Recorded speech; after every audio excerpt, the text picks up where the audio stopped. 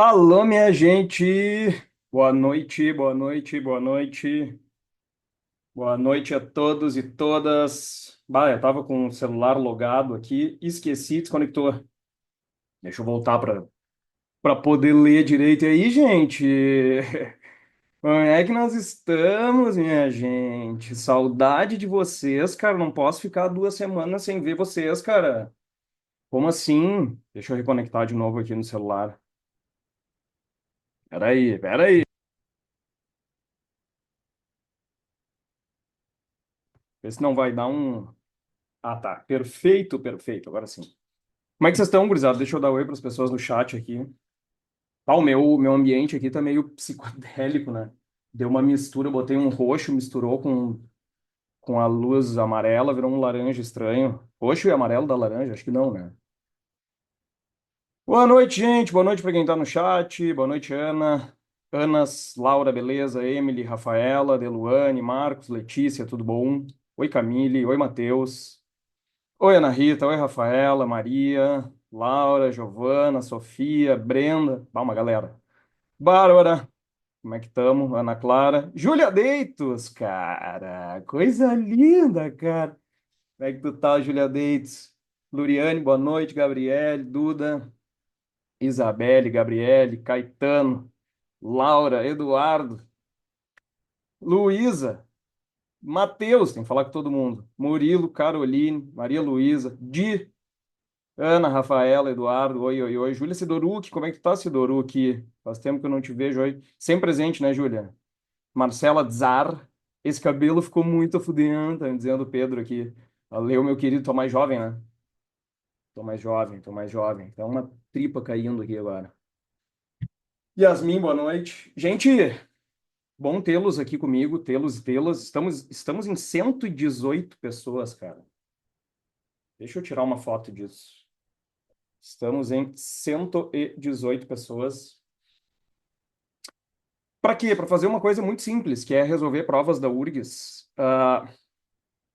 E aí eu fiquei pensando assim, será que alguém vai querer fazer isso? Porque assim, vocês todos sabem que tem as provas resolvidas na internet. Se a gente bota no YouTube, vai aparecer ali, né? Então, será que vale a pena fazer isso? Será que a galera vai querer e tal?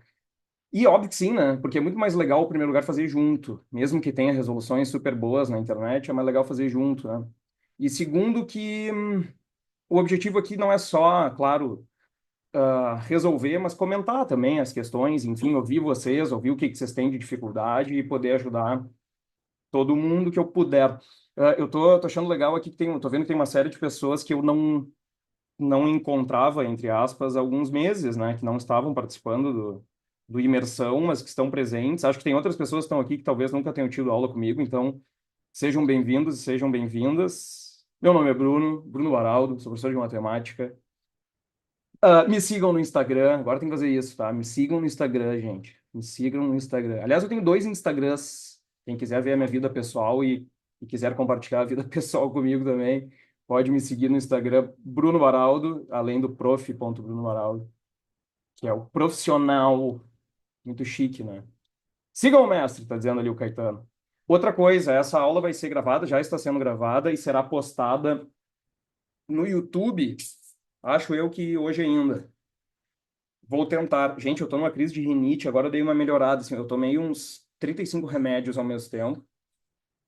Então eu tô, tipo, meio zonzo, assim. Então eu espero que eu consiga terminar a aula e já postar direto. E aí, se não, se eu só cair morrendo de sono e tal, daí eu posto amanhã. Até que horas divo? Não sei. Não pensei em hora para acabar. Vamos ver. Isso é uma das coisas que eu queria ver aqui com vocês, gente. Olha só, a gente vai pegar aqui a prova de 2020, tá? A prova de 2020 eram 25 questões. Por isso eu marquei duas datas para ela, para a gente fazer hoje e amanhã. Porque a gente não vai conseguir fazer 25 questões em 1 hora e meia, ficaria um bagulho enorme de, sei lá, 3 horas, ninguém quer ficar 3 horas aqui, ficaria muito pesado. Ah, o tempo que eu vou demorar para fazer depende muito do quanto de aprofundamento ou comentários a gente pode fazer por questão. Tem algumas coisas que eu quero comentar e vou comentar, porque tem questões aqui que são bem interessantes para lembrar outras coisas. Mas também acho que seria legal a gente tentar fazer num ritmo bom, assim, até para simular a prova. Então vamos tentar fazer um meio termo, assim, questões que for mais de calcular mais rápido, a gente faz mais rápido. Questões que eu achar que é importante revisar alguma coisa, dizer, olha, isso aqui é uma questão que cai sempre parecido, tem que olhar para esse aspecto e tal, aí eu acho que eu vou me demorar um pouquinho mais. Não sei o que que vocês acham, qual é o tipo de coisa que vocês esperam, mas como todo mundo tá aqui por... Ninguém tá pagando, ninguém tá recebendo, a gente tá aqui porque quer, certo? Até isso eu tô fazendo esse ano, né? Até essas aulas abertas que eu tô achando muito massa de fazer. Então, isso é muito bom porque nos dá liberdade para fazer do jeito que a gente quiser. Tá? Então, se vocês quiserem que eu pegue um ponto mais específico, fala mais sobre isso, aí tem mais dificuldade, etc., a gente fala, tá? Então, a ideia, gente, dessas aulas é que a gente faça as últimas 4 provas. Eu sei que muitos de vocês, se não todos, já fizeram pelo menos uma ou duas, ou todas. Então, o objetivo não é tanto assim fazer porque nunca fizemos, mas primeiro para assim, a gente tá, o que jogador de futebol faz para jogar futebol? Ele joga futebol. Então, tu tem que estar treinado, assim, tu tem que estar num ritmo bom para ir fazer uma prova de matemática como a da URGS, e a melhor coisa é fazer as provas para entender o tipo de coisa que eles cobram, mesmo que a gente já tenha feito essas questões outras vezes, ou sei lá, tenha feito até o vestibular lá no dia, né? Eu acho que mesmo assim vale a pena. Beleza? 144, coisa linda, cara. Coisa linda. Ah, e aí eu dizer o seguinte, eu vou postar isso aqui no YouTube, então, para vocês verem depois a aula do YouTube, ou para vocês indicarem para algum amigo ou alguma amiga que tenha interesse de acompanhar e não podiam estar aqui no horário, vocês podem daí também mandar o link do YouTube, tá, gente? Aliás, se inscrevam no canal do YouTube. Isso é outra coisa que é importante dizer. Gente, né, deixa eu aproveitar, já que eu estou falando, antes de começar a entrar aqui na prova mesmo, já que eu estou falando de essas coisas gerais de autopromoção, que é importante. Tem várias pessoas passado o Enem já têm me perguntado, Bruno, tu vai ter grupo, tu vai ter grupo, tu vai ter grupo o ano inteiro, vai ter ou não vai ter? E então eu já quero dizer para todo mundo que quem tiver interesse, sim, daqui 2 semanas eu vou divulgar. Eu só não divulguei ainda porque, sei lá, entendo a galera que já está se matriculando, tem gente que já faz matrícula essa época do ano, tá tudo bem. Mas como eu estou muito focado no vestibular da URGS aqui, eu acho que nem tem tempo agora. Então, eu espero sinceramente que vocês não precisam, exatamente, Ana, precisem, espero realmente que vocês não precisem, tá? Quero ajudar vocês a passarem agora. Mas conto com vocês para me indicarem. Isso sim, tá? Quando vocês passarem e tiverem um bom resultado em matemática, se Deus quiser, vocês me indiquem. Beleza? A gente vai ter, eu vou ter grupo tanto presencial quanto online em 2025. Sor, tu acha que a prova da PUC é uma boa para tirar um parâmetro em matemática para URGS? Acho que sim, Duda. Acho que sim. A PUC também é uma coisa. A gente vai ver agora, a prova da URGS é basicamente conteudista, assim, e a PUC também vai nessa linha. Então, acho que sim, são vestibulares mais ou menos. A URGS é um pouco mais difícil, eu acho, mas são bem conteudistas ambos. Beleza, gente? Dúvidas, perguntas, comentários vocês queiram fazer antes a gente entrar na coisa propriamente dita?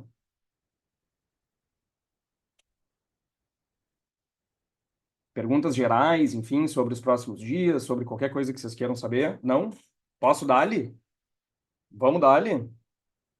Vamos dar-lhe ou não vamos dar-lhe? Mandem sinal de vida, vocês têm que interagir comigo. O único combinado para essa aula tem que interagir com o professor no chat. Pronto.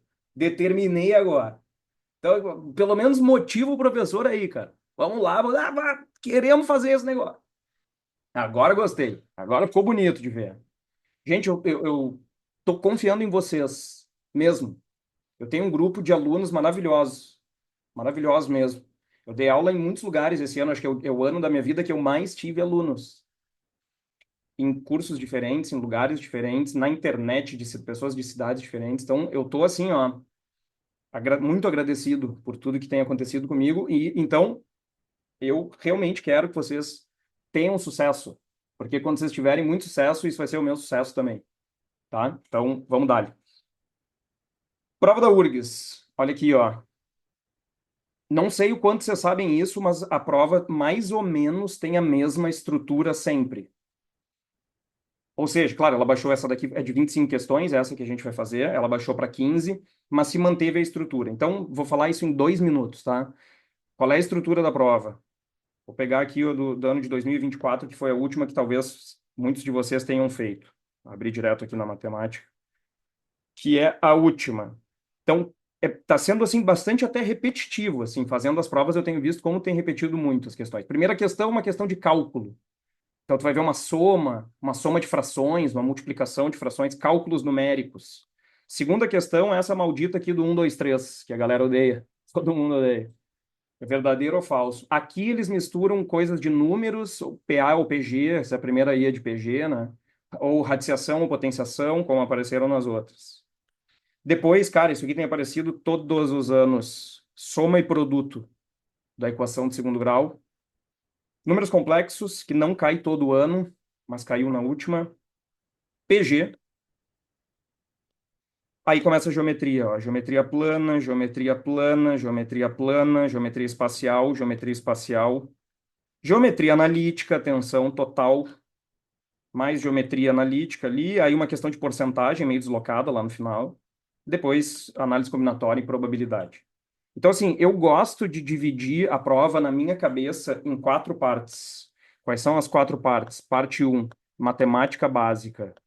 Matemática básica inclui o quê? Inclui porcentagem, inclui soma e produto, inclui Bhaskara, inclui equações, inclui potenciação, inclui radiciação, etc, etc, etc. Produtos notáveis, né?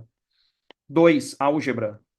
O que que é a parte de álgebra? Aqui, assim, o que que vocês têm que saber que é o negócio que é certo, tá? Que é igual todo ano. Vai ter uma ou duas questões de PA e PG, PA barra PG, PA, PG. Vai ter questão a full de funções, e aí tem que olhar um pouquinho para cada tipo de função. E vai ter questão de logaritmo, eventualmente de polinômio. Isso aqui é o geralzão de álgebra que eles colocam. Tá? Então, esse é um bloco de questões. Depois, o terceiro bloco, geometria. A ordem tem variado. Antes, mais tradicionalmente, eles colocavam primeiro álgebra, depois geometria. Agora teve umas provas que as questões de geometria apareceram na frente. Quando eu boto geometrias, eu estou citando aqui quatro coisas. Eu quero incluir. Vou botar mais de perto. Eu quero incluir trigonometria, que é uma parte da geometria. Eu quero incluir geometria plana. Eu quero incluir geometria espacial. E eu quero incluir geometria analítica.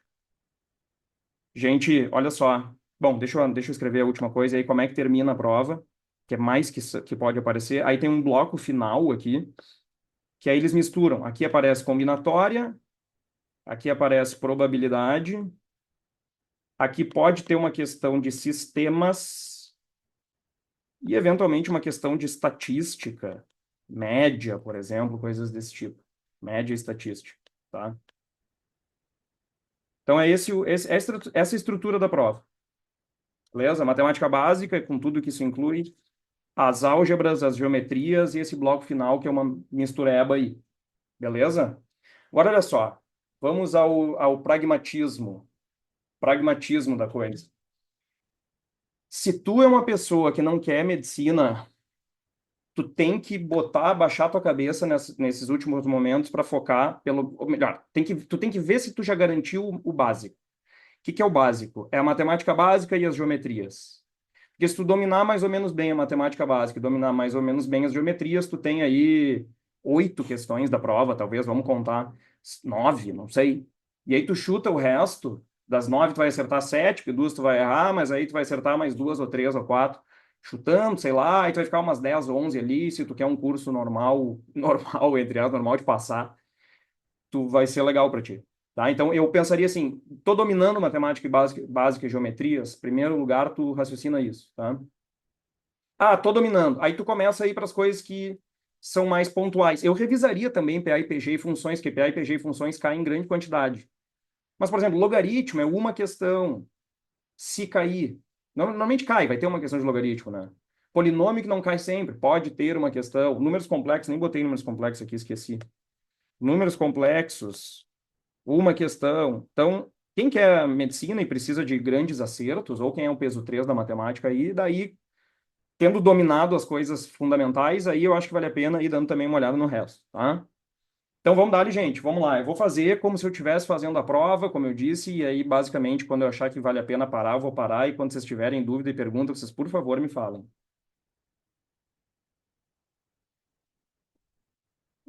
Primeira, questão 26. Diz assim, o valor de um menos um meio vezes um menos um terço vezes um menos um quarto vezes, esses três pontinhos, significa que isso aqui continua seguindo o mesmo padrão, até o um menos um centésimo. A raiz quadrada disso vale quanto? Muito bem, o que eles querem aqui é ver se a gente sabe fazer cálculo de frações, em primeiro lugar, em segundo lugar, se a gente percebe qual é o padrão que está aparecendo ali. Se eu tivesse na hora da prova, o que que eu faria? Eu resolveria primeiro o que está dentro dos parênteses, quanto é um menos um meio, um menos um terço, um menos um quarto, um menos um centésimo. Vou resolver isso aqui do lado, e aí vou te dar a seguinte manha. Eu não vou fazer um menos um meio fazendo MMC. Eu vou trocar o um por dois meios. Então fica dois meios, que é um menos um meio. Dois meios menos um meio dá um meio. Depois, um menos um terço. Aí eu vou trocar o um por três terços, para poder diminuir um terço. Três terços menos um terço. Isso dá dois terços. Depois tem o um menos um quarto. Aí eu vou trocar o número um por quatro quartos, para poder diminuir um quarto. Quatro quartos menos um quarto deu três quartos. Isso continua, etc, etc, etc, até chegar no um menos um centésimo. Gente, atenção, o que que eu coloco no lugar do um para facilitar o meu cálculo aqui? Troca o um por 100 centésimos. 100 centésimos menos um centésimo. Isso dá 99 centésimos. Calculei esses valores separadamente, agora eu vou ver o que que acontece quando eu multiplico eles, que é o que a questão está mandando. Pode deixar a raiz quadrada para depois, se tu quiser. Ou já pode botar, né? Vamos botar já. Para a gente não esquecer, porque numa dessas a gente faz a conta, esquece de botar a raiz quadrada e vai ter a resposta ali. Então, é raiz quadrada de quê? Aí tu tem um meio vezes dois terços vezes três quartos vezes. Eu sempre gosto de botar o penúltimo. O penúltimo seria 98 sobre 99, depois 99 sobre 100. Isso aqui se chama produtório. É a multiplicação, é o produto de muitas frações. Vocês estão percebendo qual é o padrão, né? O que que aconteceu? O denominador de uma fração vai ser igual ao numerador da outra. Então, tu corta o de baixo com o de cima, o 2 com o 2, o 3 com o 3, o 4 com o 4, o 98 com o 98, vai chegar lá no final, vai sobrar só 99, corta também com 99. Conclusão, gente, é um padrão de questão isso, eles sempre fazem isso, a gente vai olhar nas próximas aulas, quando eu mostrar mais questões desse tipo para vocês, vocês vão ver que na prática o que vai acontecer é que vai sobrar sempre um no início e um no final, que eles não têm com quem cortar, né? Então isso aqui ficou raiz de um centésimo. Como é que eu tiro a raiz quadrada mesmo de uma fração? Para quem não lembra, tu tira a raiz do de cima e tira a raiz do de baixo. Então, isso aqui deu a raiz quadrada do 1, que é 1, e a raiz quadrada do 100, que é 10. Então, isso aqui deu 1/10, que é o que está na letra A. Fácil, médio ou difícil? Diz aí no chat. Ficou claro? De boa? Dá para acertar essa daqui, né? Acho que é acessível para todo mundo. Não sei se vocês concordam. Talvez algumas pessoas fizessem mais cálculos do que deveriam, porque fariam MMC. Mas, enfim, acho que é uma questão tranquila. 2. Ou melhor, 26. 27. Tá, aí vem essas questões de 1, 2, 3, tá? Gente, o que que eu preciso que vocês entendam? Eu estou dizendo isso em todas as turmas que eu dou aula. Com relação a essas questões aqui, eles vão te dar três afirmativas e vão te perguntar quais estão corretas. É sempre igual. Considere as seguintes afirmações sobre números racionais. Essas afirmativas vêm na forma de implicação. Eles dizem assim, se tal coisa acontece, então tal outra coisa tem que acontecer. Isso é uma implicação lógica, tá? Que eu tenho que cuidar nesse tipo de questão, gente? Qual é a coisa mais importante para eu cuidar nesse tipo de questão? É o comando da questão. O comando diz: considere as seguintes afirmações sobre números racionais. Por que eu estou enfatizando isso? Porque às vezes não é sobre números racionais, às vezes é sobre números naturais, às vezes é sobre números inteiros. Se for sobre números naturais, são só os positivos. Mas se for, por exemplo, sobre número inteiro ou sobre número real, daí tem que incluir o zero, tem que incluir os negativos. Então, qual é meu alerta para ti? Meu alerta é que muitos alunos e muitas alunas, quando vão fazer a questão, saem substituindo valores, mas esquecem de substituir valores negativos ou zero. E aí bota só número positivo, e quando bota só número positivo, uma coisa que é falsa pode parecer que é verdadeira. Então, se tu quiser, tu anota isso aí, eu não vou escrever, mas vou dizer. O que tu tem que fazer caso tu substitua? Tu tem que substituir tanto por número positivo, quanto por negativo, quanto por zero. Agora, em muitos casos, tu não vai precisar substituir. Por exemplo, vamos tentar enxergar o que acontece aqui. Ele está dizendo assim, primeira afirmativa. Primeiro, números racionais. O que é números racionais? Para quem não lembra desse conceito, racional é sinônimo de razão e razão é sinônimo de fração. Então, em outras palavras, ele está dizendo assim: considere as afirmações sobre frações. É isso que ele está dizendo aqui. Números racionais são frações. Então, ele está dizendo assim: se zero for menor do que uma fração a sobre b, que é menor do que outra, então, quando eu elevar ao quadrado, esse a sobre b, que era menor, ao ser elevado ao quadrado, continua menor. Em outras palavras, se uma fração é menor do que outra, então ela elevado ao quadrado vai dar maior, vai dar também menor do que a outra. Isso é verdadeiro ou falso? Qual é o cuidado que eu tenho que tomar? Olha aqui, ó. Ele está falando sobre frações que são maiores do que zero apenas. Zero é menor do que essas frações. Então, o que eu tenho que enxergar nessa afirmativa, nesse item 1, é que ele está falando de frações, sim, mas ele está falando de frações apenas positivas.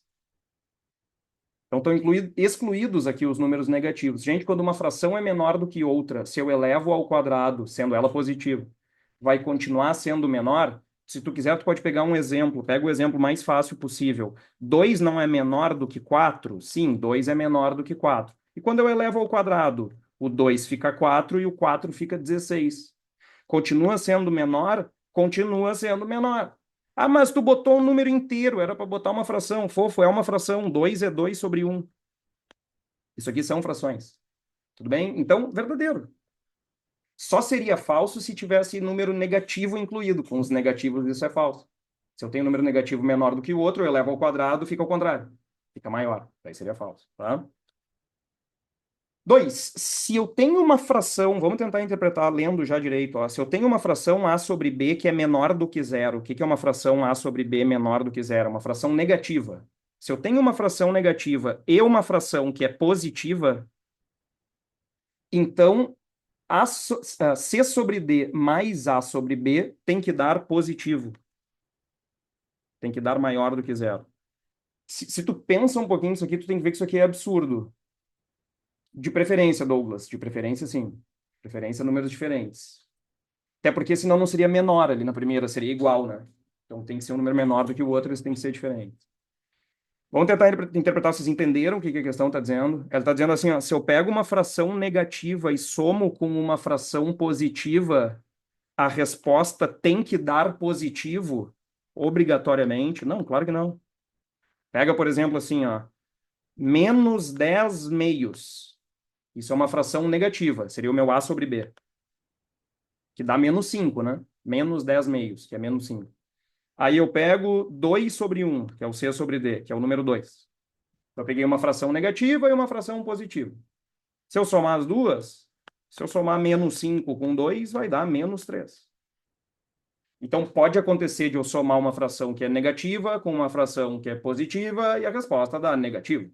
Não teria por que dar positivo. Então essa segunda é falsa. E a terceira, toda fração da forma A sobre B é irredutível. Claro que não, né? Por exemplo, a fração 10 sobre 15. Ela é uma fração irredutível. Gente, o que é uma fração irredutível? Uma fração irredutível é uma fração que não dá mais para simplificar. Uma fração irredutível é uma fração que não tem nada em comum no numerador e no denominador. Essa fração não é irredutível, porque eu posso dividir por 5 na parte de cima e dividir por 5 na parte de baixo. Então, isso aqui vai dar 2/3. Então, é óbvio que não é toda fração que é irredutível. Existem frações que são irredutíveis, existem frações que não são irredutíveis. Essa aqui também é falsa e, portanto, é apenas um.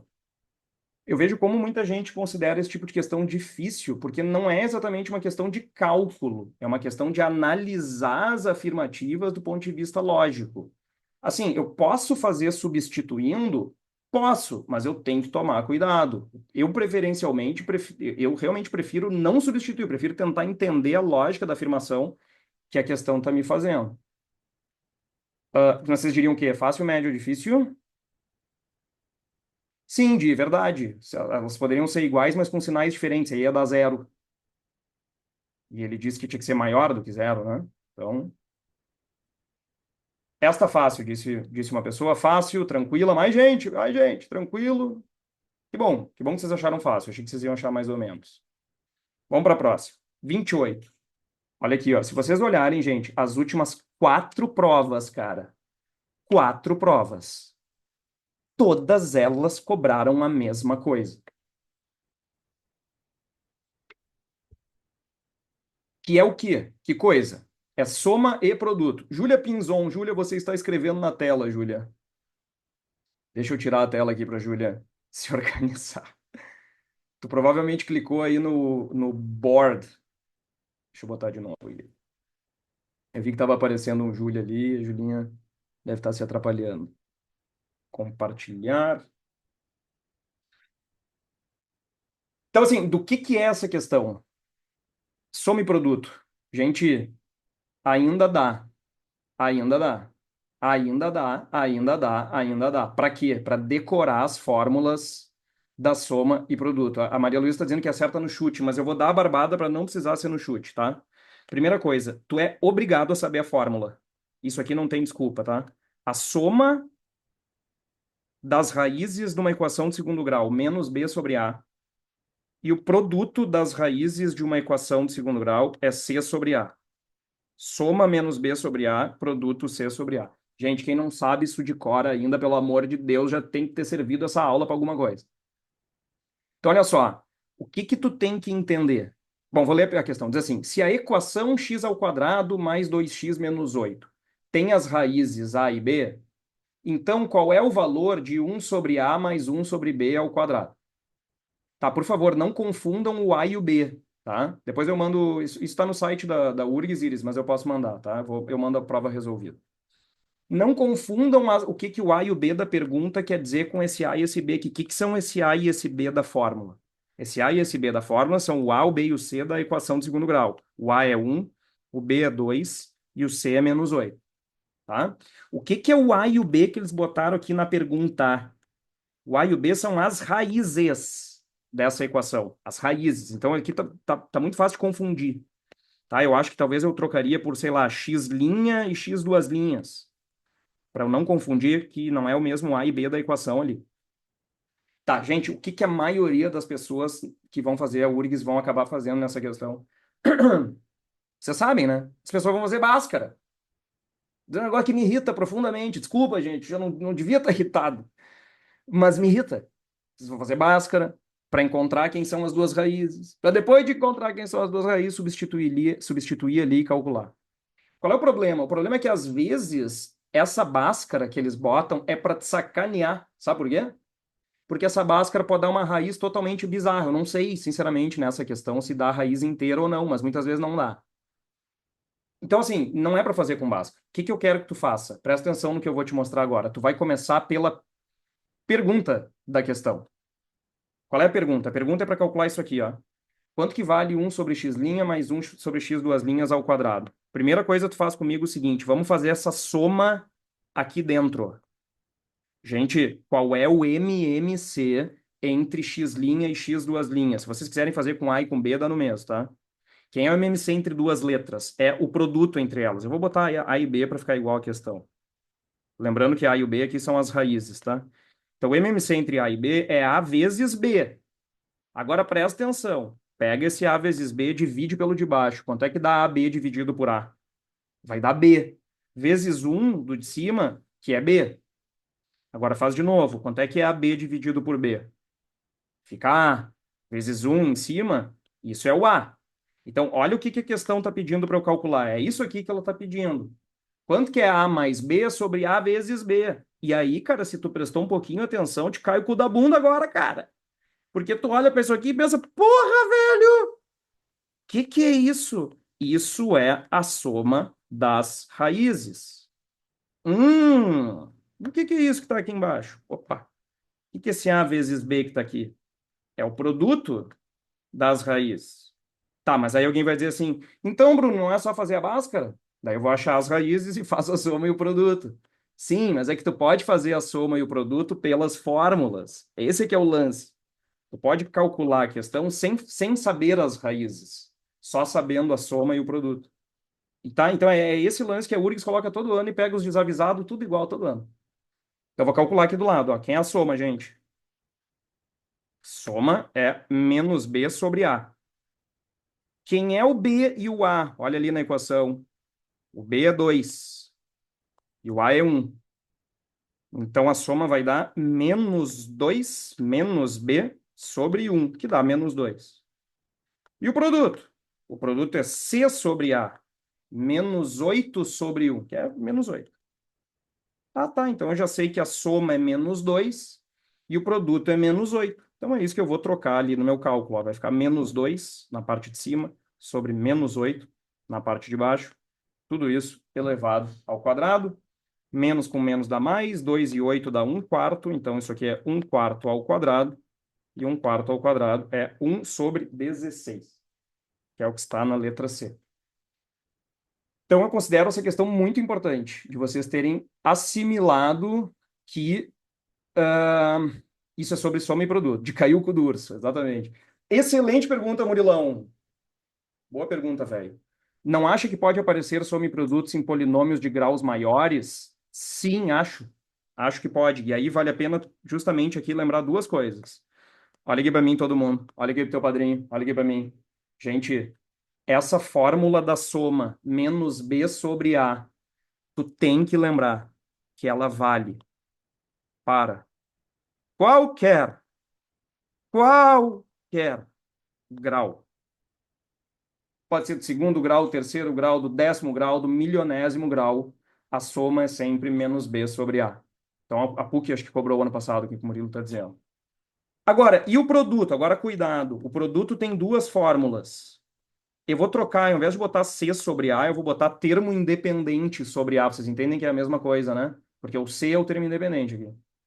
Então tem que tomar cuidado, porque essa daqui, termo independente sobre A, ela funciona, gente, só quando o grau é par. Só grau par. Grau par.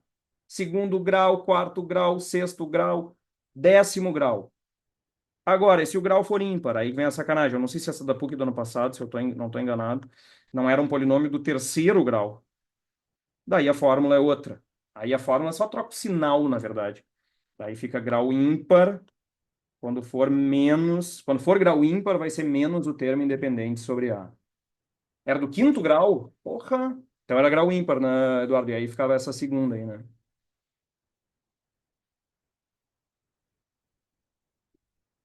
Não tem problema, Mariana. Aí tu vai dividir, tu pode dividir positivo por negativo, só tem que ver qual é o sinal. Tu faz a divisão normal. Aqui também ficou, ó, ficou menos 2 dividido por menos 8. Só que aí tu vê os sinais. Tipo, menos com menos, fica mais a resposta. Mas a divisão é normal, não muda nada. Vamos para a próxima? 29 agora virou para geometria. Na figura abaixo tem-se um retângulo ABCD. Primeira coisa que eu quero que vocês façam, tá lendo o enunciado, olha para o desenho. Onde é que está o retângulo ABCD? Retângulo ABCD. É ABCD. De lados AB que vale 3 e AD que vale 5. 3 e 5 são dois números muito comuns na geometria plana, 3, 4 e 5, né? E um triângulo, atenção, equilátero, BEC. Onde é que está o triângulo equilátero? Ó? BEC. Tem todos os lados iguais. A medida de DE vale quanto? Hum, eu tô vendo ela aparecendo, cara. Eu tô sentindo que é ela, cara. Eu quero saber o valor desse X, mas esse X aí faz parte de um triângulo muito estranhão, que é um triângulo que não é retângulo, portanto não pode ser calculado por Pitágoras. E aí, gente, quando eu olho para as alternativas A e B e E, eu já tô vendo quem é. Bota aí no chat para mim. O que é isso aí, cara? É a lei dos fucking cossenos, exatamente. Então aqui a pessoa tem que estar treinada, tá? Para perceber isso o mais rápido possível. O que que ele tem que, o que que eu tenho que ver? Ele diz que isso aqui é 3, ó. Então esse de baixo aqui também é 3. Depois ele diz que o AD vale 5. Agora te liga, se esse AD é 5, gente, olha agora para a tela. Tu concorda que do B até o C vale 5 também? Deixa eu tirar aqui um instantinho. Do B até o C vale 5. Só que do B até o C é um dos lados do triângulo equilátero, ó. Então os outros lados do triângulo equilátero são iguais, então isso aqui também tem que ser 5, ó. 5, 5 e 5. Daí eu quero saber o x, que é esse terceiro lado aqui, e aí eu vou ter que perceber, então, que eu estou trabalhando com esse triângulo, que não é um triângulo retângulo, por isso eu vou ter que usar lei dos cossenos. Agora, atenção, para usar a lei dos cossenos, eu preciso enxergar o ângulo. E o ângulo, na verdade, é a junção desses dois ângulos que eu marquei ali. Um deles é 90, o outro é 60. Então, se tu desenhar esse triângulo separadamente, pode fazer isso ou não é obrigado, obviamente, mas ele seria uma coisa mais ou menos assim, e aí eu estou vendo os valores, ó. Isso é 3, isso é 5, isso é x, esse ângulo é um ângulo de 150 graus, que é a soma dos dois. Conclusione, vamos montar a lei dos cossenos, está viva na memória? Ó, para quem também não tem essa formulinha decorada, gente, precisa saber para URGS A ao quadrado igual a b ao quadrado mais c ao quadrado, ela começa igualzinho ao Pitágoras e a continuação dela é menos 2bc cosseno θ. Obviamente eu não vou demonstrar agora para vocês tiveram isso nas aulas de vocês ao longo do ano. Vale a pena, inclusive, olhar a demonstração, ela é muito bonitinha.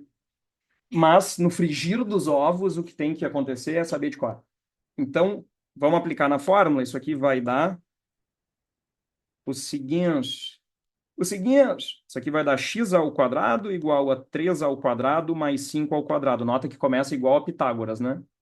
Aí vem menos duas vezes o 3 vezes o 5 vezes o cosseno do ângulo, 150. Lembra que o ângulo que a gente usa é o ângulo oposto ao lado que eu isolei na fórmula. Se eu isolei o x, eu tenho que usar o ângulo de 150. Se eu isolasse o 5 na fórmula, aí eu tenho que usar este ângulo dali, ó. Beleza? Então agora é conta x ao quadrado igual a 9 mais 25 menos 2. Eu sempre deixo o 2 pendurado, não multiplico esse 2 e faço a conta só do resto. 3 vezes 5, que é 15. Por que que eu não vou multiplicar o 2? Porque agora, gente, eu vou ter que substituir pelo cosseno de 150. E o cosseno de 150, muito provavelmente, é alguma coisa sobre 2. Então, o 2 do cosseno vai acabar cancelando com aquele 2 da frente, tá? Aí vem o momento de emoção, cara. Professor, qual é o cosseno de 150, professor? Meu fofinho, minha fofinha, você não precisa saber de cor. Você precisa saber ver no círculo trigonométrico. O que tu precisa saber de cor é o do 30, do 45 e do 60. Esses são os conceitos básicos, né? Então, seno subiu, cosseno caiu, o famoso com sono e sem sono, o y e o x. E aí tu pensa, onde está o ângulo de 150 graus? Aqui está o 0 graus, aqui está o 90 graus e aqui está o 180 graus.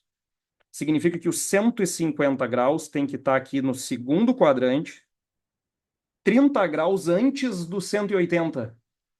Aqui está o 150, ó. 30 graus antes do 180. Significa, gente, que ele tem uma simetria. Ele é simétrico com relação a qual ângulo do primeiro quadrante. Quem é que é simétrico da mesma família, como eu gosto de dizer, do ângulo de 150 graus? É o ângulo de 30 graus. Então, a primeira coisa é, pegou um ângulo maior do que 90, um ângulo que não esteja no primeiro quadrante, tu procura lá no primeiro quadrante quem é o ângulo relativo a ele. Por quê, cara? Agora, olha que coisa linda, cara. Olha que coisa mais bonita. Olha como não precisa decorar nada. Olha como matemática pode ser legal, cara, se tu não decora, se tu só enxerga, se tu só entende. Precisa fazer decoreba. Olha aqui, eu não sei, gente, quem é o cosseno do 30. Quem é? Bota no chat pra mim. Canta a musiquinha pra ti, que eu sei que a galera gosta. 1, 2, 3. Como é que é? 3, 2, 1. Tudo sobre 2. Aí, ó, sabia que já me mandaram no chat aqui. Agora é só cantar a musiquinha. Quem é o cosseno do 30? É o raiz de 3 sobre 2. Esse é o cosseno do 30. Então, quem é o cosseno de 150? Cuida com o sinal. 150 tá do outro lado. é menos o raiz de 3 sobre 2. Porque no segundo quadrante o cosseno é negativo. Aliás, não botei aqui no meu desenho, vou botar, ó. 1 para um lado, menos 1 para o outro. Então, peguei o menos raiz de 3 sobre 2 e substituí. Agora termina a conta. Menos raiz de 3 sobre 2. Estamos junto? Esse 2 que eu deixei de fora, cancela com 2 de baixo. Ó. Então, sobrou x ao quadrado igual a 25 mais 9, que é 34. Atenção com o sinalzinho ali. Menos com menos, desde a antiguidade dá mais. E sobrou 15 raiz de 3. Como eu não quero x ao quadrado, o que eu quero é só o x, manda a raiz lá para o outro lado, bonito, gostoso. Raiz quadrada de 34 mais 15 raiz de 3, que é o que nós encontramos na letra E. Até aqui eu tô achando de boa, cara. Eu meti essas 4 aqui tranquilo. Vocês estão concordando comigo ou não? Tô achando legal, tô achando bacana. Forró a Pampers. Teve um que forrou a Pampers aí, Gutinho. Eu achei de boa também, cara. O problema aqui é a fórmula, né? Tem que saber a fórmula de cor. Se não souber, não rola. Mas é importante relembrar, gente. Olhem para a fórmula aí da lei dos cossenos.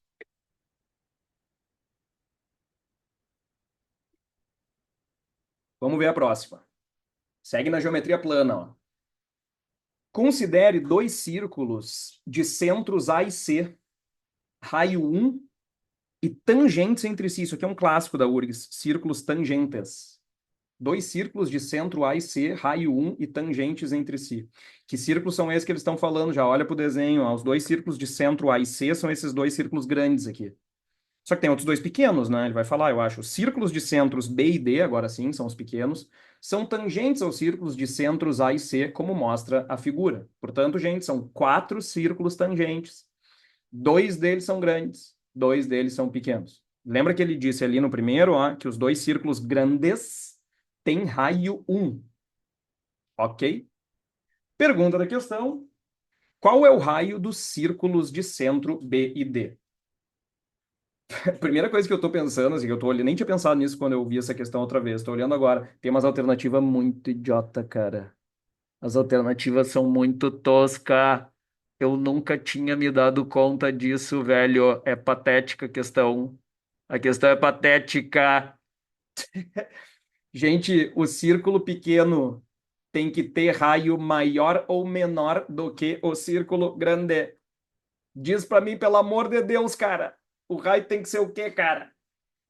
Aí tem que ser menor, né? Então tem que ser menor que um. Menor que um. Não pode ser um, não pode ser dois, não pode ser raiz de 2 mais um, não pode ser 2 raiz de 2. Pô, aí é o seguinte. Aí é o seguinte.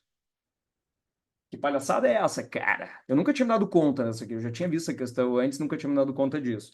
Tá, mas como é que faz? Isso é uma questão sobre o quê? Vamos fazer. Gente, pelo amor de Jah Rastafari. Pelo amor de Jah.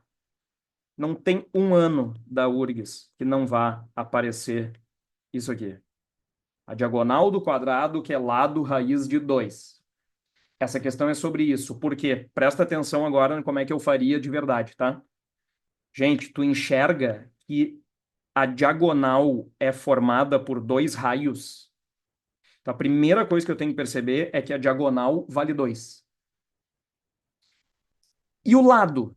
Quem é o lado deste quadrado? O lado é formado por uma parte que é 1 e a outra parte que é R. Então, eu vou deixar escrito assim, ó, o lado é 1 mais R. Só que se o lado é 1 mais R, atenção agora, eu posso pegar esse 1 mais R e substituir na fórmula. Então, quem é a diagonal se o lado é 1 mais R? A diagonal é 1 mais R raiz de 2. Então, qual é a conclusão? Se por um lado a diagonal é 1 mais R raiz de 2, mas por outro lado eu sei que ela é 2, então eu posso pegar essas duas coisas e igualar.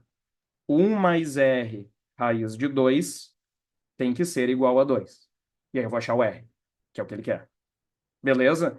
Isso é um tipo de questão padrão, tá? Por isso que vai ser tão importante nessas aulas que eu estou dando para vocês mostrar de novo essas coisas. Porque isso aqui é sempre igual. Sempre, sempre, sempre, sempre igual.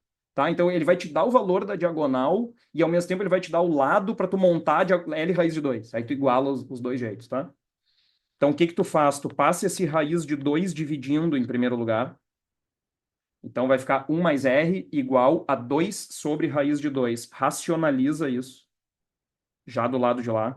Daí sobrou 1 mais R igual a 2 raiz de 2 sobre 2 na parte de baixo. Vai tu também. Sobrou 1 mais R igual a raiz de 2.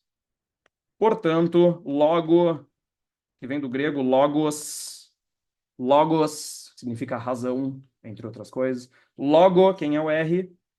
O R é, como está na letra A, raiz de 2 menos 1. Eu não acho que seja uma questão difícil, mesmo que tivesse alternativas ali, não tão dadas quanto essas que foram dadas aí, porque dava para fazer por eliminação. Por que que não é uma questão difícil? Porque é uma questão padrão. É uma questão padrão, uma questão que cai sempre. Diagonal, círculos tangentes. Aliás, falou em círculos tangentes, esqueci de dizer isso, ó. Vocês lembram disso? Quem já teve outras aulas comigo já me ouviu falando sobre isso. Toda questão que fala sobre círculos tangentes, o que que a gente faz? A gente une os centros. Por que que eu não precisei unir os centros aqui? Ora, porque a questão já tinha unido os centros, tá? Eles facilitaram a minha vida. Mas é sempre assim, tu vai unir os centros e vai dar um quadrado, ou vai dar um triângulo, aí tu usa a diagonal. A Laura disse para eu mandar depois a resolução. Sim, vou mandar. Vou mandar, Laura. Vou postar no Instagram ali também para deixar lá registrado. Boa ideia, Duda. Sim. 31. Essa é interessante. Essa já é interessante. Isso aqui é uma questão de área, tá? Então, é a velha e boa questão da área sombreada. Calcule a área sombreada. Calcule a área pintada. Que mais? Achurada. Tem muitos nomes. Eu gosto quando tem os alunos, aluna que leem rachurada. Eu acho, eu acho muito bom. Às vezes eu não devia rir, né? Mas às vezes eu peço na aula assim, pessoa, lê aí o enunciado. Aí, pessoal, qual é a área rachurada? Fofo não é rachurado, fofo. Meu querido, se fosse rachurado, seria helicóptero. Não é. É achurado, tá? Tá, pergunta. 31 diz assim. Considere o hexágono regular. Opa, é nós. Hexágono regular é nós. Hexágono regular, tu já tem que fazer o download ali. Hexágono regular é formado por 6 triângulos equiláteros, tá? A, B, C, D, E, F de lado 1. Se o hexágono é regular, todos os lados são iguais, então isso é 1, isso é 1, isso é 1, isso é 1, isso é 1, isso é 1. Beleza? Sobre o lado AF, localiza ali no desenho AF, sobre o lado AF do hexágono, constrói-se o quadrado. AGHF. Se é quadrado, eu já vou fazer assim, ó. Isso tem que ser igual a isso, que tem que ser igual a isso, que tem que ser igual a isso. E aí já dá para chegar numa conclusão. Como isso daqui é 1, como o lado de baixo desse quadrado é um lado do hexágono, vale 1, então isso aqui também tem que ser 1, isso aqui também tem que ser 1, isso aqui também tem que ser 1. Tudo é 1 aí, ó. Os lados do hexágono são 1 e os lados do quadrado também são 1. Sendo M o ponto médio, olha ali no desenho M, o ponto médio de GH, constrói-se o triângulo CDM. Pergunta: qual é a área deste triângulo CDM? Gente, qual é o pega-ratão? Vou brindar uma água com gás aqui enquanto vocês me escrevem. O pega-ratão é fazer parecer que esse triângulo é equilátero. Ele não é equilátero, cara. Ele não é equilátero, cara. Ele não tá na meiuca, exatamente. Porque onde é que seria o triângulo equilátero? O triângulo equilátero, ou os triângulos equiláteros, são aqueles que a gente acha quando a gente marca o centro do hexágono. O centro do hexágono, tá? Deixa eu fazer um negócio aqui, ó. Deixa eu fazer um negócio para poder mostrar direitinho para vocês. Me deem um segundo. Eu vou pegar construir um hexágono aqui, mais ou menos. Porque eu quero que vocês vejam onde é que estaria o triângulo equilátero. Vou copiar aqui por cima a velha e boa gambiarra do GoodNotes. Tá aqui, ó. Isso aqui é um hexágono, tá? Se eu pegar as diagonais do hexágono que passam pelo centro, elas são 3. Isso aqui é uma diagonal, isso aqui é outra diagonal, e isso aqui é outra diagonal. Atenção que eu vou te dizer agora, porque isso aqui é de extrema utilidade para outras questões, tá? Então, tu tem aqui três diagonais do hexágono. Gente, quantas diagonais um hexágono possui? Quantas diagonais um hexágono possui? São 9. São 9. Três delas são aquelas ali de cima, tá? As outras 6 são assim, ó. Duas aqui na vertical, duas aqui inclinadas e duas aqui inclinadas. Vai dar a estrela de Davi, que é um hexagrama, uma estrela de 6 pontas. Então, tu tem três diagonais daquele primeiro tipo e 6 diagonais do segundo tipo. Beleza? Tranquilo? Onde é que está o triângulo equilátero? Onde é que estaria o triângulo equilátero? O triângulo equilátero teria que ter vértices nesse ponto e no centro do hexágono. No centro. Esse ponto é o ponto C. Esse ponto é o ponto D, do desenho que está aqui do lado. Agora, esse ponto O que está ali não é o ponto M do desenho.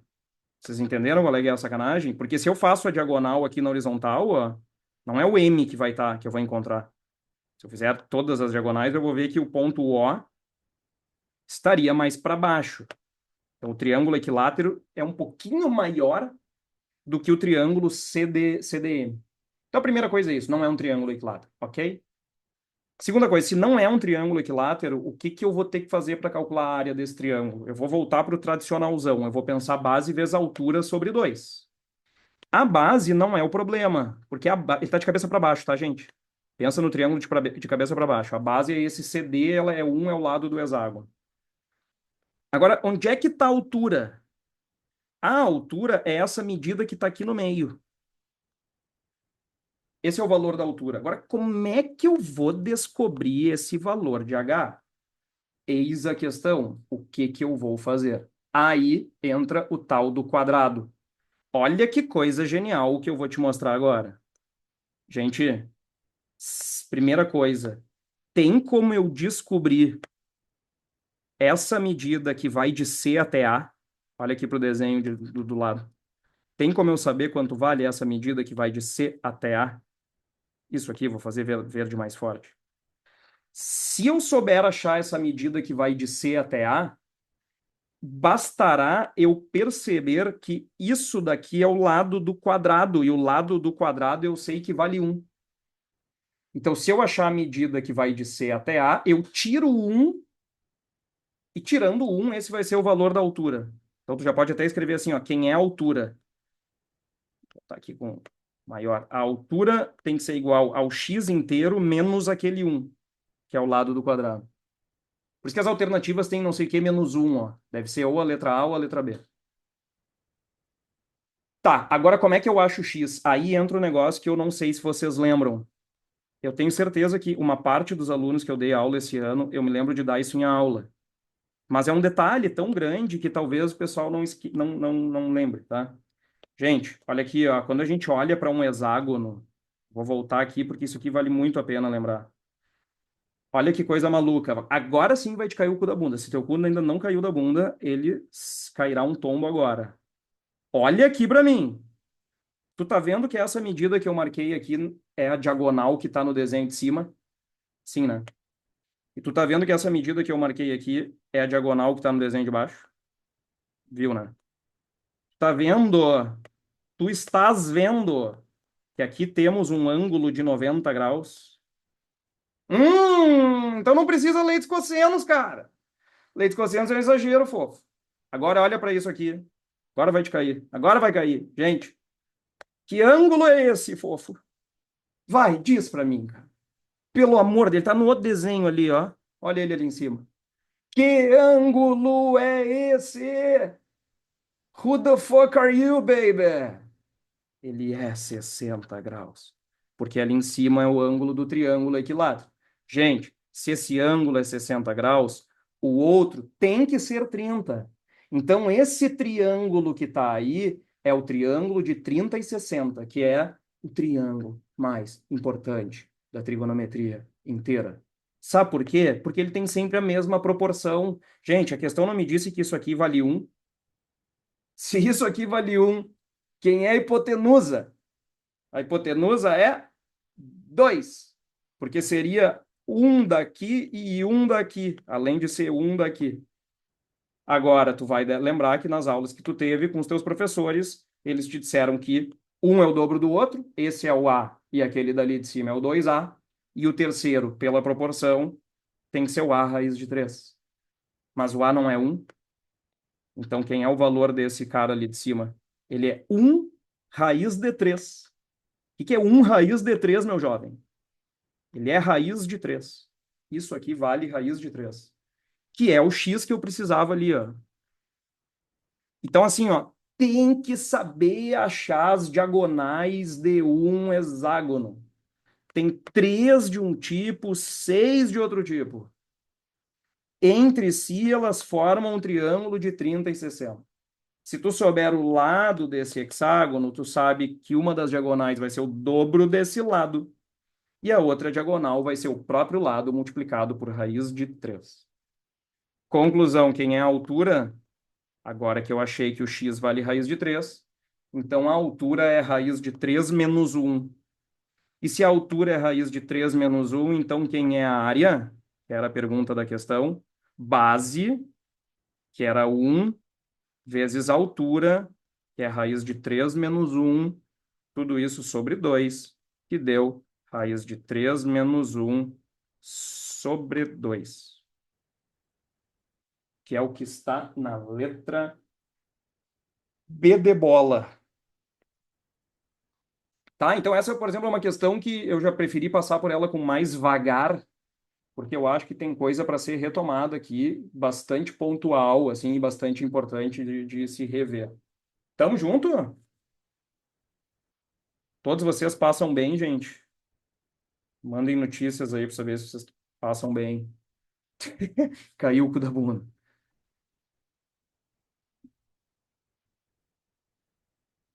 Vamos adiante. Entrou na espacial. Entrou na espacial. Só que aqui, gente, isso é uma questão de geometria espacial misturado com plana, que é uma coisa que a URGS adora fazer. Eles adoram fazer isso. Eles adoram pegar uma figura espacial e, dentro dessa figura espacial, botar uma figura plana. Pode ser um triângulo, pode ser um hexágono, pode ser qualquer coisa. Vamos mudar de cor aqui, eu tô cansando dessa agora. O que vocês acham, assim? Deu um clima mais intimista. Vou deixar assim um pouco.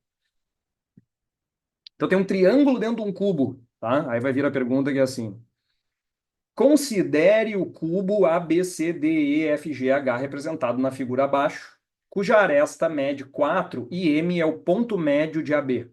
Localizamos ali o ponto médio de AB. Pergunta qual é a área do triângulo MGH. Eu acho ela muito parecida com a anterior, porque no fim das contas é a área de um triângulo. Esse triângulo também está de cabeça para baixo. Então, assim, o que que é a primeira coisa que eu acho que tem que perceber, gente? Primeira coisa, isso aqui é visualização geométrica, tá? Olhem para a figura e me digam uma coisa. Vocês percebem, gente, que o triângulo pintado, vou chamar ele triângulo de GHM, tá? Vocês percebem que ele é isósceles? Essa é a primeira coisa que eu quero saber, sim ou não? Esse triângulo é isósceles. Por que que ele é isósceles? Porque ele tem dois lados iguais. Quem são os dois lados iguais? É o valor de MH, que por sua vez é igual ao valor de MG, certo? Uh, Por quê? Porque o M é o ponto médio. Tá? Se o M não fosse o ponto médio, não seria isósceles, seria um triângulo escaleno. Daí o que que eu faria? Se eu estou na hora da prova, nessas questões eu gosto sempre de fazer um desenho separado. Ó. Eu desenho separadamente para poder tentar enxergar isso melhor. Então, eu estou transformando o desenho espacial em um desenho plano, beleza? Tá, deixa eu fazer melhor esse negócio aqui, que não ficou muito isósceles, não. Mais ou menos isso aqui. Opa. Aí, agora me ajudou, melhorou um pouquinho. Então, desenha no plano, usa as mesmas letras, esse é o H, esse é o G, esse é o M, isso aqui é igual a isso, essas duas medidas são iguais, eu quero saber qual é a área desse triângulo. Agora, olha que coisa linda, muito parecido com a questão anterior, né? Primeiro, gente, a gente sabe a base dele, vocês concordam? Porque essa medida que vai de H até G é a própria aresta. A aresta do cubo é 4 e, portanto, a base desse triângulo vale 4. Então, a base aqui não é o problema. De novo, assim como na questão anterior, o meu problema é achar a altura, tá? Aí é interessante agora tu fazer o desenho lá na figura original também, mas eu vou deixar essa altura marcada aqui primeiro, ó. Como o triângulo é isósceles, a altura tem que dividir exatamente na metade. Ela vai cair ali no ponto médio. Quer dizer que num triângulo isósceles a altura também é mediana. Ela divide a base na metade, ó. Aqui tem um ângulo de 90, aqui tem um ângulo de 90, é essa altura aqui que eu preciso encontrar. Agora, olha só que bonitinho, cara. Será que eu faço o desenho do... Eu acho que dá para ver aqui. Vocês enxergam, agora sejam sinceros, gente, não mintam para mim, falem a verdade para eu saber o quanto eu preciso me deter nisso. Vocês enxergam o que que essa altura ao que ela corresponde? Essa medida ela vai estar onde? Deixa eu ver se eu consigo tirar isso aqui para tentar mostrar melhor. Vou tirar assim. Tipo isso daqui, ó. Seria bom se desse para fazer isso aqui na hora da prova, né? E aí melhoraria a tua visualização geométrica. Deixa eu botar um pouquinho mais para cá. Vou refazer essa medida. Vou refazer essa medida. Vou refazer essa medida. Aqui vai ficar mais ou menos assim. Então, o que que eu estou querendo encontrar? Olha só que louco. Eu estou tentando encontrar, vou fazer tracejado, a medida que vai desse ponto médio aqui até aquele ponto médio de lá, ó. É essa medida aqui que eu estou buscando. O que que eu tenho que tentar fazer? Eu tenho que perceber, gente, que essa medida que une esses dois pontos médios é exatamente a mesma que a diagonal do quadrado. Então, se eu pegasse essa medida que vai de M até N, vou dar um nome lá, de M até N, esse N está aqui no meio, ó. Se eu pegasse esse negócio e arrastasse para o lado, esse M vem parar no lugar do B e aquele N vem parar no lugar do G. Então, o que que eu acabo enxergando? Eu acabo enxergando que esse BG aqui, nossa, ficou gigante. Esse BG aqui corresponde exatamente à mesma coisa que o MN, ó. Essas duas medidas são iguais, elas são paralelas e têm exatamente o mesmo tamanho. Então, aí eu vou ter que usar a diagonal do quadrado, resumindo, né? Qual é a diagonal do quadrado? Aí volta para a questão anterior que a gente falou. Diagonal do quadrado é lado raiz de 2. Como isso aqui vale 4, isso aqui também vale 4. Então, essa diagonal é 4 raiz de 2. Se essa diagonal vale 4 raiz de 2 aqui, ela tem que ser 4 raiz de 2 lá também. Coisa linda, cara. Só um detalhe, não é a diagonal do cubo, tá, gente? Mais de uma pessoa me falou aqui diagonal do cubo. Não é diagonal do cubo, é diagonal do quadrado. É diagonal da face. Então, não, aqui nesse caso a gente não usaria a diagonal do cubo. A diagonal do cubo seria a medida, gente, que vem, por exemplo, do A até o G.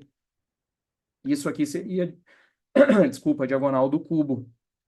Importante que vocês falaram para a gente lembrar. Então, são duas fórmulas diferentes, tá? Vou deixar anotado aqui a diagonal do quadrado, que é lado raiz de 2, e a diagonal do cubo, que é aresta raiz de 3. Beleza? Tá, então agora eu sei a altura vale 4 raiz de 2, se a altura vale 4 raiz de 2, então a área do triângulo fica base, que é 4 vezes altura, que é 4 raiz de 2, tudo isso dividido por 2. 4 vezes 4 raiz de 2 sobre 2, 4 por 2 dá 2, 2 vezes 4 dá 8. Então chegamos em 8 raiz de 2, cara. 32, letra C. É nós ou não é nós, gente? Eu acho essa questão mais fácil que a anterior. Apesar de ter uma visualização geométrica que eu tenho que fazer ali, eu acho que essa daqui de cima é um pouquinho mais difícil. Muito nós, vamos adiante. Quantas nós fizemos já? Deixa eu ver. Uma, duas, três, quatro, cinco, seis, sete. Até aqui, gente. O que que vocês estão achando dessa prova? Vocês estariam gabaritando? Não estariam gabaritando? Mais ou menos?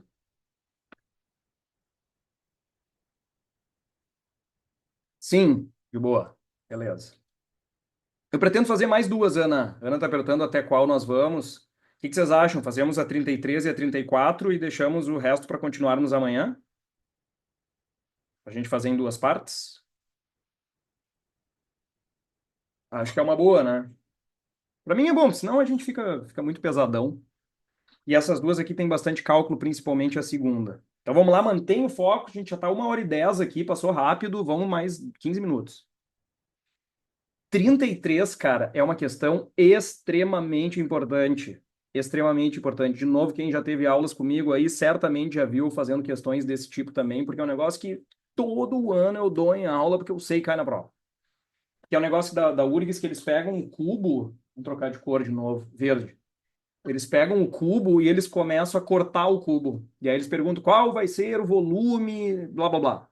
Coisas desse tipo. Então diz assim, considere o cubo e os tetraedros ABCD, EFGD e HIJD, nos quais os pontos ACEGHJ são pontos médios das arestas do cubo, como representado na figura abaixo. Gente, vocês estão percebendo, gente? Eles fazem uma sacanagem, eles chamam de tetraedro. Gurizada, são pirâmides. São pirâmides. Tu tem um cubo e tu tem três pirâmides destacadas nesse cubo. Pergunta: qual é a razão entre a soma dos volumes dos tetraedros e o volume do cubo? A soma dos volumes desses três comparado com o cubo inteiro. Eu sempre bato na seguinte. Olha aqui, para de fazer, tu já tá escrevendo, para aí um pouquinho, cara. Antes de mais nada, tu tem que ver que as letras D e E são absurdas. Porque quando a questão pede a razão entre duas coisas, o que isso significa? Significa que ela quer que tu compare as duas. Então, por exemplo, o que significaria a letra E? Significaria que esses três volumes correspondem a 3/4 do total. Gente, 3/4 é 75%. Parece que essas três pirâmides vão dar 75% do total. Pelo amor de Deus, é menos que a metade, né, gente? E essas três pirâmides têm que ser menos do que a metade. Então, ela não pode ser 3/4, ela também não pode ser 2/3. Então, ou ela é 1/6, que isso aqui é em torno de 16%, ou ela é 1/3, que vocês sabem que é em torno de 33%, ou ela é 1/8, 12,5%. Então, isso aqui no desespero, para muita gente pode funcionar. O que vocês diriam? Será que isso aí é mais ou menos 12% do total? 16% do total? Ou 33% do total? 33 eu acho muito, 1/3. Mas, vamos ver. Tá, o que eu vou fazer? Vocês viram que eles não deram valores. Eles não deram valores. Então, tu pode colocar valores. Sugestão, sabe qual é o melhor valor para colocar? É um múltiplo de 3. Por quê? Porque nas pirâmides tu calcula o volume dividindo por 3. Então, eu vou te dar essa dica aí, tu usa se quiser. O volume da pirâmide tem que ser a área da base vezes a altura dividido por 3. Isso é a primeira coisa que eu vou usar na questão. E depois, o volume do cubo tem que ser igual à aresta ao cubo. Então, se tu for botar um valor, bota um múltiplo de 3. Agora, sinceramente, aí eu fico na dúvida. Se fosse eu faria com letra. Eu botaria x, e, portanto, a aresta... Ou vou botar A, eu acho que fica melhor. Vou chamar esse pedacinho de A, esse pedacinho de A, e vou chamar a aresta, ao cubo, a aresta do cubo de 2A. Atenção, gente. O A que eu estou botando não é a aresta inteira. A aresta inteira fica 2A. Eu estou chamando de A só esse pedacinho aqui, tá? Então, se a aresta inteira é 2A, vai ficar fácil de calcular o volume do cubo. É só elevar o cubo. Então, tu já pode escrever quem é o volume do cubo. 2A elevado ao cubo, que vai dar 8, 2 ao cubo, A ao cubo. Esse é o volume do cubo. Agora, quem é o volume de uma só? Depois tem que multiplicar por 3. Qual é o volume de uma... aliás, já vou multiplicar por 3 agora. Qual é o volume de 3 pirâmides? Já vou multiplicar por 3 agora, porque vai cortar com 3 da fórmula. 3 vezes o volume de uma pirâmide. Gente, agora olha só a vantagem. Eu não tenho que começar sabendo a área da base. Quem é a base dessa pirâmide? Eu vejo que aqui é a parte que a galera se atrapalha. A base dessa pirâmide, neste desenho, é esse triângulo que está aqui, ó. Essa é a base da pirâmide. Ou seja, é um triângulo retângulo. Por que retângulo? Porque ali no cantinho, o ângulo daqui é 90. É um triângulo retângulo que está no chão. Isso é a área da... Daqui vai sair a área da base. Então vamos começar calculando essa área. Vou até calcular separado para não ficar um cálculo muito ruim aqui. Quem é a área da base? É a área daquele triângulo, que tem base A e altura A. Então, base vezes altura sobre 2. Então, a área da base é A ao quadrado sobre 2. Deixa eu botar isso ali em cima. A ao quadrado sobre 2. Isso é a área da base. Vezes a altura. Mas onde é que está a altura? A altura corresponde justamente a essa medida que eu pintei ali de verde. Ou seja, quem é a altura? A altura é a própria aresta do cubo, que eu chamei de 2A. Então tá. Então é a área da base, que é A ao quadrado sobre 2, vezes a altura, que é 2A. Que bonitinho, ó, porque o que acaba acontecendo é que o 3 cancelou com 3. Vocês viram que o 2 cancela com 2 aqui também? Coisa fofa, cara. O que que sobrou? Sobrou A ao quadrado vezes A, que é A ao cubo. Então o volume dessa pirâmide, dessas três, que eu já multipliquei por 3, é A ao cubo. Conclusão, aí vem a razão que a questão pediu. O volume das pirâmides em comparação com o volume do cubo inteiro tem que ser A ao cubo, que é o volume das pirâmides, sobre 8A ao cubo, que é o volume do cubo inteiro. É claro que o A, no fim das contas, ia ter que cancelar, porque eu estou trabalhando com uma proporção, e, portanto, essa proporção deu 1/8. Quer dizer que as três pirâmides juntas correspondem a 1/8 do total. O que eu chamaria atenção aqui, cara?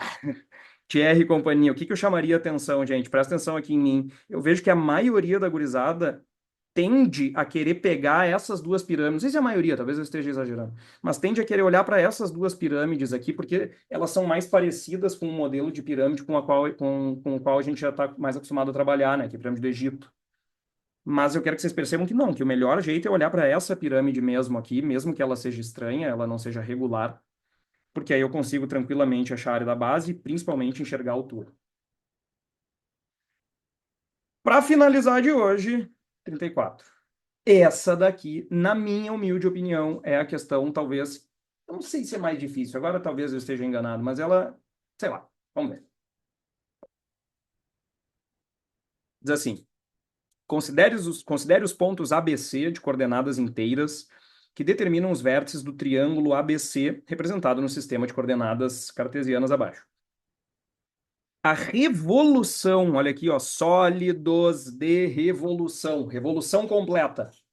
Revolução completa. Vai ter que dar uma volta inteira. A revolução do triângulo ABC em torno do eixo X. Olha a sacanagem. Se eu fizer esse triângulo aqui girar em torno do eixo X, vai gerar um sólido, que a questão está chamando de sólido P. E a revolução do triângulo em torno do eixo Y vai gerar outro sólido, que é o sólido Q. Pergunta da questão: qual é a razão entre os volumes de P e Q? Então, é sacanagem, eu acho, porque na mesma questão ele acaba mandando fazer duas revoluções. O normal de uma questão, o comum de uma questão, é fazer uma só, né? Mandar girar em torno do eixo X ou mandar girar em torno do eixo Y. E acabou. Aqui ele está mandando fazer os dois. Então, a primeira coisa que eu vou fazer. Olha aqui que moderno. Olha ali a modernidade, cara. É fodido, cara. Deitei o desenho aqui, ó. Porque a primeira tem que girar em torno do eixo X. Então, eu vou inverter o desenho, que eu acho que vai ficar melhor para enxergar. E a segunda tem que girar em torno do eixo Y. Vou inverter o desenho também para ficar melhor. Então, primeira coisa, gente. Vocês estão vendo o que vai acontecer? Deixa eu aumentar o eixo X aqui. E nos dois casos vai dar cone. Nos dois casos vai dar cone. Só que vai ser cone furado. Porque o que eu tenho que enxergar? Agora atenção aqui na tela, tá? O que eu gosto de fazer para enxergar essas questões? Eu começo olhando para alguns pontos separadinhos. Eu marco alguns pontos, não precisa marcar muitos, marca uns 3 ou 4. Pensa primeiro nesses 3 pontos, nesses 4 ou 5 pontos que eu marquei aqui, ó. Gente, olha aqui para o meu braço, olha aqui, ó, olha aqui para a tela, para minha câmera. Oi. Vocês enxergam que quando eu tenho um eixo de rotação, quando o ponto gira, não importa se o eixo está deitado ou de pé, quando o ponto gira em torno do eixo de rotação, ele obrigatoriamente forma uma circunferência. Então, por exemplo, se eu pegar aquele ponto lá, ele vai ter que fazer uma trajetória que é mais ou menos assim, ó. Vai dar um círculo grandão. A única coisa que vai mudar com relação aos círculos é o raio, porque se o ponto está mais perto ou mais longe com relação ao eixo de rotação, o raio vai ficando maior ou menor. Mas são círculos, então isso aqui vai dar infinitos círculos, na verdade, sobrepostos entre si, ó. O troço fica uma coisa mais ou menos assim. Isso com relação aos pontos que eu marquei na parte de dentro. E aí que vem a sacanagem. Por quê? Porque eu também tenho que considerar esses outros pontos que eu vou marcar agora aqui em azul, ó. Esse aqui, esse aqui, esse aqui, esse aqui e esse aqui também. Então, o que que vai acontecer? Eu vou ter um cone na parte de dentro, só que esse cone da parte de dentro é um cone furado. E na parte de fora, aí sim eu vou ter um cone inteiro. Então, a rotação deste triângulo em torno do eixo X, que eu girei aqui o desenho para ficar mais fácil de enxergar, vai formar um sólido mais ou menos desse tipo aqui. Ou seja, é um cone dentro de um cone. Então, como é que eu vou calcular o volume desse sólido que ele chamou de sólido P? Eu vou calcular o volume do cone que está por fora e subtrair o volume do cone que está por dentro. Tudo bem? O que que eu preciso enxergar, gente? Em primeiro lugar, que esses dois cones têm o mesmo raio.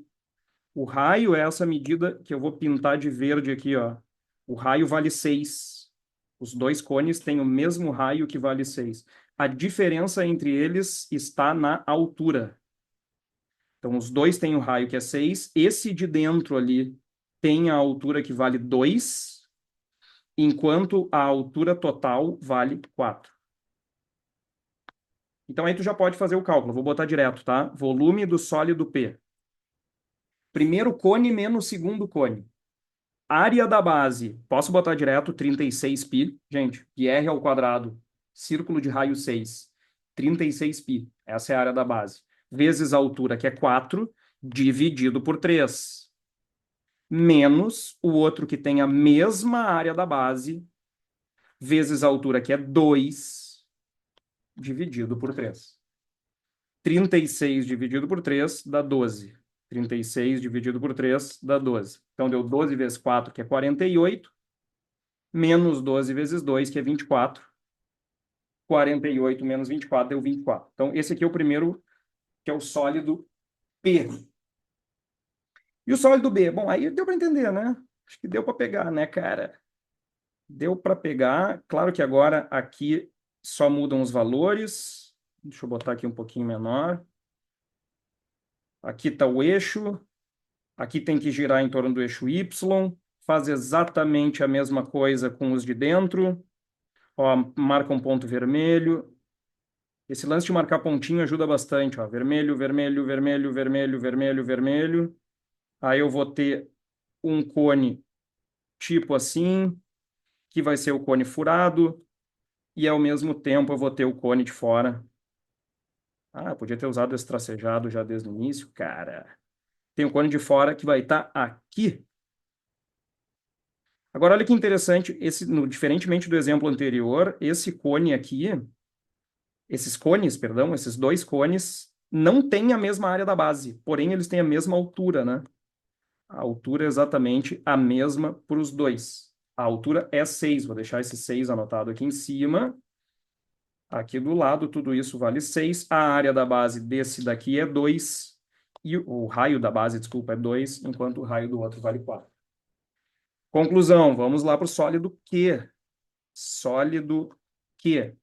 Volume, área da base. Primeiro maior. O raio é 4, então isso vai dar 16π, vezes a altura, que é 6.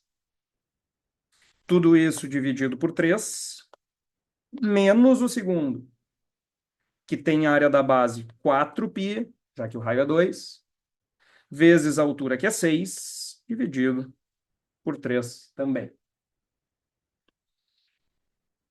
Muito bom. O que que aconteceu? Aconteceu que esse 6 por esse 3 deu 2, esse 6 por esse 3 aqui também deu 2. 2 vezes 16 é 32π. 2 vezes 4 é 8. Só que 32 menos 8 dá exatamente, pasmem, 24π. Aliás, aqui faltou o π, perdão. 24π lá em cima.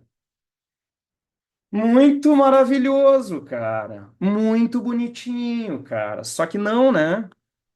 Porque no fim das contas, qual é a razão entre os volumes, gente? Aliás, o que quer dizer mesmo a razão entre os volumes? Razão é a mesma coisa que comparação. Só que aqui eu estou comparando duas coisas que são iguais. 24π com relação a 24π é 1, que é o que está na letra B. Sempre que for assim, duas revoluções, uma em cada eixo, vai ser 1 para 1 ou depende do tipo de sólido? Depende do tipo de sólido, Mariana. Aqui foi uma coincidência. Essa teoria funciona muito, né, Eduardo? Se a questão é esquisita, a resposta é sempre 1 ou 0. Eu acho que isso vale, é válido. Teorema de Eduardo Schmidt. Na dúvida, marca 1 ou 0. Funciona muito, né? O sólido P bugou minha cabeça. Por quê, Yasmin? No sentido de ser difícil de enxergar? A visualização geométrica, é isso? E aí, gente, o que que vocês acharam? Foi bom, não foi bom? Mandem uma notícia aí. Valeu, não valeu? Foi uma perda de tempo? Não, não foi uma perda de tempo, nem para mim, nem para vocês.